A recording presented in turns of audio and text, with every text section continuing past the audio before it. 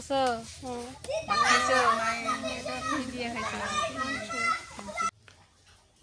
আসসালামু আলাইকুম, কেমন আছেন সবাই? আশা করি সবাই ভালো আছেন। এই যে মা প্রতিদিন ভাত খায় হইল 4টা-5টার সময়। আজকেও কয়টা বাজে? 3:30 বাজে খাইতে বসছে। এই দুপুরে খাও না তো? না মাঝে ওই দুপুরে 12টা রাইতে খাও, সন্ধ্যার দিকে।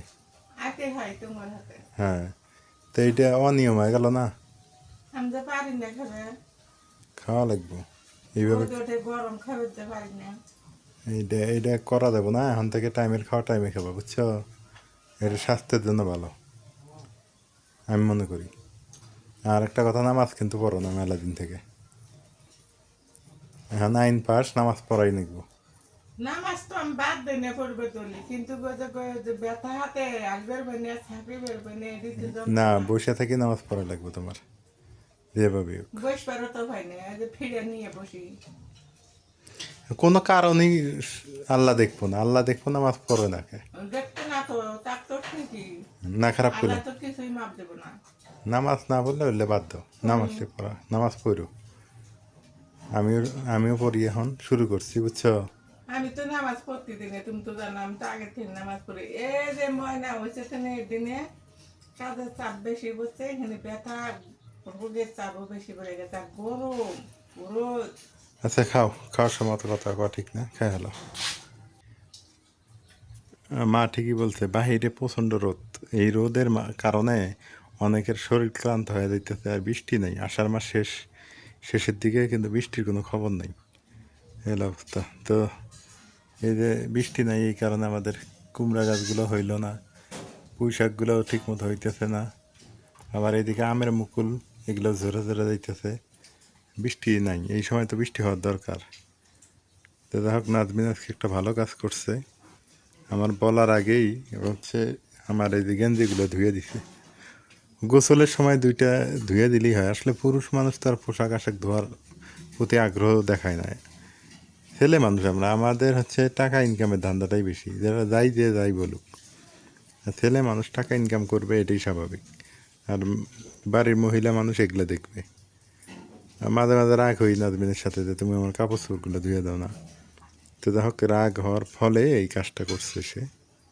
এখন হয়তোবা সচেতন হয়েছে, এটা ভালো একটা দিক।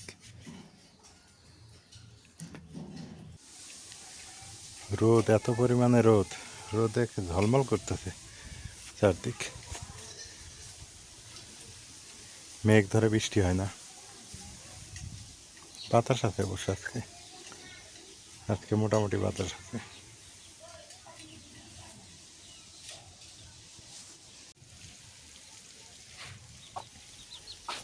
এই দেশি মুরগির ডিম যে এত মজা লাগে,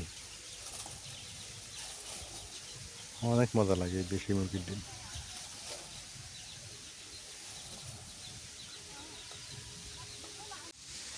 কি অবস্থা তোমার দুইজনের? এই যে বাইরে আছি, ঠান্ডা। বাইরে এসে ঠান্ডা। হ্যাঁ, রায়ান, রায়ান, তোমার নাম রায়ান? তুমি রায়ান? আমি তো রাইয়ান। হ্যাঁ বাবা, হ্যাঁ, শোনা বাবা, বলে যাবো। হ্যাঁ কোলে আসবো, ওর নেশা আছে একটা। বাবা, শুয়ে খেললো হ্যাঁ এতক্ষণ। শুয়ে খেলতে ভালো করছে। তোমার জন্য একটা কঠোর আইন, বুঝছো? দুই মা বেটার জন্য একটা আইন। কি আইন কও তো? আইন হলো কি, আহ, সেটা হলো নামাজ পড়াই লাগবে। নামাজ বাদ দিও না, বুঝছো? দুনিয়ার বুকে একটু শান্তির জায়গা, সেটা হলো নামাজ। তাই তো। আর তাছাড়া কোনো জায়গায় শান্তি নেই। তুমি মাংস দিয়ে ভাত খাওয়া দেখবে না, উসপিস লাগে, ভাল লাগে না। হয় লবণ কম হয়, নাহলে তেল বেশি হয়, নাহলে হলুদ বেশি হয়, নাহলে হাড্ডি পাও নাই, জাল কমায় হাড় পাও নাই, হয়তো মাংসের টেস্ট থাকে না, এই অনেক সমস্যা। কিন্তু নামাজে গেলে কোনো সমস্যা থাকে না। সেটা নামাজ পড়বা, ঠিক আছে? আমি তো তোমাগুলো কঠিন আইন করে দিই সব সময়, কিন্তু আজকে হেদায়েত দিলাম। নাকি কথা খারাপ কইছি? আজকে দায়িত্ব দিলাম নামাজ নামাজ পড়াই লিখবো। আব্বু, রায়ান, বাবা, ও বাবা, কো রায়ান, কো আমার বাবা কো? এই যে আমার বাবা খেলে খেলে, ও আমাকে চেনে। হ্যাঁ, ও আমাকে চেনে। হ্যাঁ, ও রাত ভোর হইলে আমার দিকে যায়, বিছানার অর্ধেকে রাখে হোক মাঝখানে, ও আমার দিকে যায়। খেলে, প্রচন্ড খেলে। এই জায়গাটা খুবই আরাম না? এই জায়গাটা কি সুন্দর, এই যে একেবারে বাতাস ঠান্ডা। নাড়ু বানাইছি, নাড়ু খাবো কেরা কেরা? নাড়ু নাড়ু খাবো। নাড়ু খাইবে না মালা খাইবে? আব্বু, আব্বু রে, রায়ান কো বাবা কো? আমি একটু রায়ানের গল্প বলি আপনাদের। ও ভোরবেলায় আমার দিকে যাবে, যায়া আমার সাথে খেলবে। আমি যদি ঘুম থেকে উঠতে লেট করি, ও আমাকে মারবে। মানে ও বুঝাইতে চায় যে ওঠো, তুমি উঠলেই তো সকাল হয়ে যায়। আমি আবার ভোরবেলা নিয়ে ওকে ঘুরি একটু। বাবা, বাবা, এই যে আব্বু, আব্বু করে শোনা বাবা, কই আমার রায়ান? এটা রায়ান? হ্যাঁ, কই এটা রায়ান? হ্যাঁ, তুমি কই ছিলে বাবা? এতক্ষণ কই ছিলে তুমি? হ্যাঁ হ্যাঁ হ্যাঁ, ঠিক আছে আব্বু। সবাই দোয়া করবেন। ও অনেক মানে দুষ্ট আর কি। এখনই যে অবস্থা, ওই দেখেন চুপ করে থাকবে না। রায়ান, আব্বু কই রে?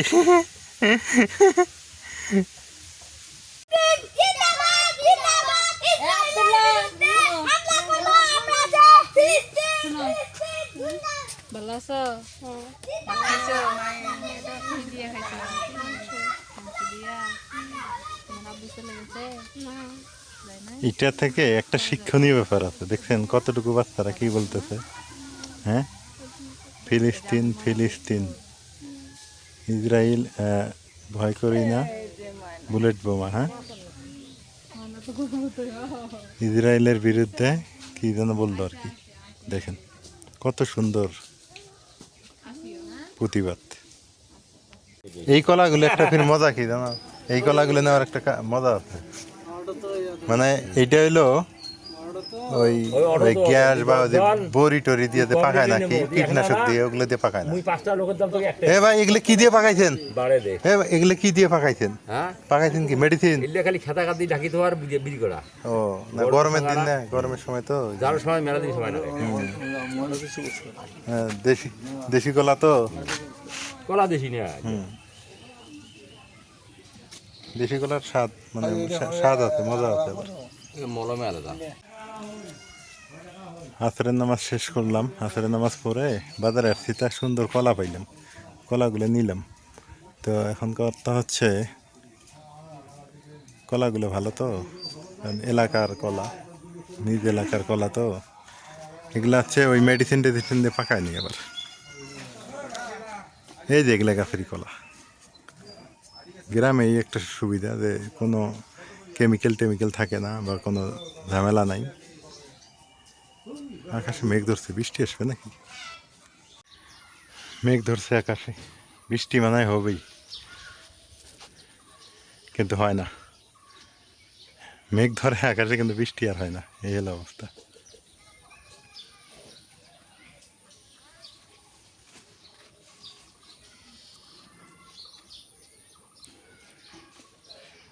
বিকেলবেলা তো ভালো লাগতেছে, বিকেলবেলার ওয়েদার খুবই চমৎকার।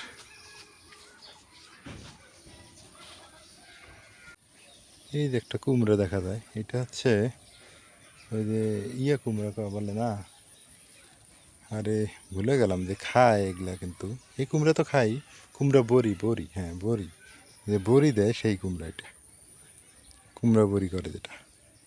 আমি আবার কুমড়া বড়ি খাইতে পারি না, এটা একটা কেন জানি আলাদা একটা গ্যাস আসে, ওটা আমি খাইতে পারি না, এটা সত্যি কথা।